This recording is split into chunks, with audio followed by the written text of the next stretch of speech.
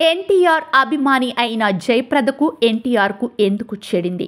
జయప్రద సమాజ్వాదీ పార్టీలోకి ఎందుకు వెళ్ళింది?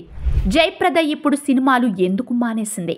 కళ్ళు చెదిరే అందం, ఆకట్టుకునే నవ్వు, జుంటిపాల మీగడలా వెన్నెల సంతకంలా ఉండే ఆమె శరీర వర్ణం, అందానికే ఈర్ష్య కలిగించే రూపం ఆమెది. కబురులు చెప్పే నల్లటి నయనాలు, అమావాస్య మబ్బుతునకలా ఉండే ఆ కురులు, అందం, అభినయం, చక్కటి స్వరం కలిగి ఉండటం చాలా అరుదుగా ఉంటుంది. చాలామంది కథానాయికలకు అందం, అభినయం ఉన్నప్పటికీ మధురమైన వాచకం ఉండదు. కానీ ఈమె పరిపూర్ణ స్త్రీకి, నటికి ఉండవలసినవి అన్నీ ఉన్నాయి. ఆమె మన అందాల నటి జయప్రద. ఆమె అసలు పేరు లలితారాణి. ఆమె జన్మస్థలం రాజమండ్రి. తల్లిదండ్రులు రవణం నీలవేణి కృష్ణారావు. కృష్ణారావుకు సినిమా వ్యాపారంలో భాగస్వామ్యం ఉండేది. జయప్రదకు ఒక సోదరుడు ఉన్నారు. చిన్నతనం నుండే సంగీతం, భరతనాట్యం నేర్చుకున్నారు. సితారా, వయోలిన్లను పలికించడంలో ఆమె మంచి నేర్పరి. చిన్నతనం నుండే అనేక నాట్య ప్రదర్శనలు ఇచ్చింది. ఆమె నటి కావాలని అనుకోలేదు. డాక్టర్ అవుదామని ఆమె సంకల్పించేది. ఎన్టీఆర్కు ఆమె వీరాభిమాని. ఆయన సినిమాలు బాగా చూసేది. ఆ సినిమాల్లో ఉండే పాటలు పాడుకునేది. ఒకసారి ఎన్టీఆర్ను చూడాలని పట్టుపడితే వాళ్ళ నాన్నకు సినిమా పరిశ్రమతో ఉండే పరిచయాలతో ఎన్టీఆర్ దగ్గరకు తీసుకొని వెళ్లారు. జయప్రద సినిమా నటి అయిన తరువాత వేటగాడు సినిమాలోని ఆరేసుకోబోయి పారేసుకున్నాను హరి అనే పాట చిత్రీకరణ సందర్భంలో ఆమె ఎన్టీఆర్కు గతాన్ని గుర్తు చేశారు.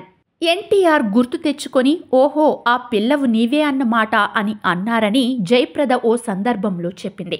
సినిమా పరిశ్రమకు వచ్చిన తొలి నాళ్లలో ఆమెకు సీనియర్ నటుడు డాక్టర్ ప్రభాకర్ రెడ్డి జయప్రద అనే పేరును పెట్టారు. కె బాలచందర్ ఆమెను తమిళ చిత్ర పరిశ్రమకు పరిచయం చేశారు. సనాది అప్పన్న సినిమా ద్వారా కన్నడ సినిమాల్లోకి వెళ్ళింది. సర్గం అనే సినిమాతో హిందీ రంగంలో అడుగుపెట్టిన జయప్రద అక్కడ కూడా ఓ వెలుగు వెలిగింది.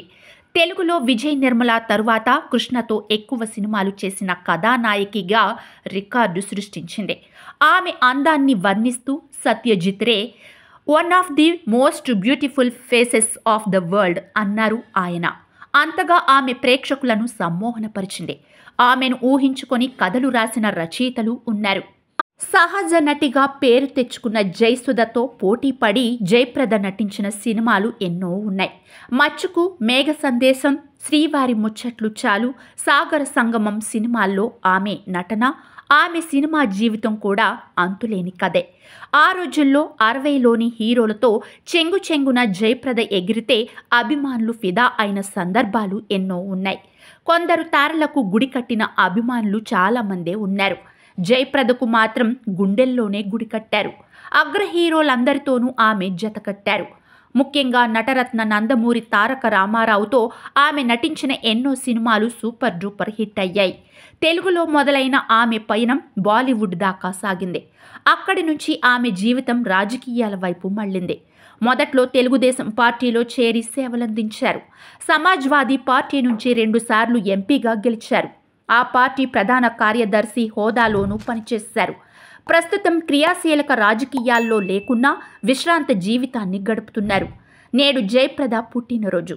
మనం కూడా ఆమెకు పుట్టినరోజు శుభాకాంక్షలు తెలియజేద్దాం.